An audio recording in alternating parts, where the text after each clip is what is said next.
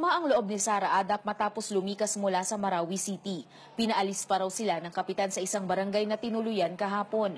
Dahil wala ng ibang mapuntahan, dito muna sila sa isang evacuation center sa Iligan City na nanatili. Tanging saplot at nebulizer lang ang nabitbit nila Sara, kaya naman ipinapasa Diyos na lang daw niya ang lahat.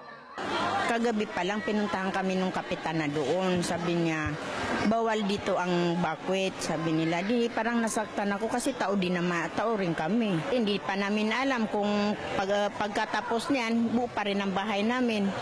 E paano naman kung hindi? Wala na.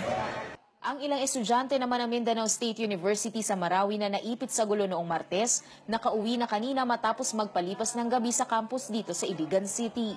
Yung administration naman ng MSU system, sila naman yung nagtitake sa kanila. According nga kagabi sa feedback, is yung campus is one of the safest places sa ngayon. Ito namang si Anisa Ulama problemado dahil hanggang ngayon ay di pa niya nakikita ang kapatid na nawawala. Nag-aalala siyang baka naiwan ito sa Marawi at patayin ng mga terorista. Nahanap ko po yung kapatid ko mula po nung araw na yun na nagkabarilan po sa amin. Hindi ko na po siya nakita, hindi na kami nakita, nagkaiwalay na po kami. Tapos sabi ng mga iba, hanapin daw namin sa mga bakwet kasi yung mga ISIS kasi kapag hindi ka sumali daw sa kanila, papatayin daw nila yung mga tao nandun eh.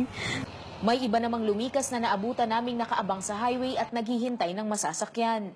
Kailangan naming maglakad from Overtone papunta doon sa terminal kasi mahirapan kaming magsakay doon kasi nga traffic pa, so kailangan naming pumunta doon sa terminal na lang nakalakad with all our things.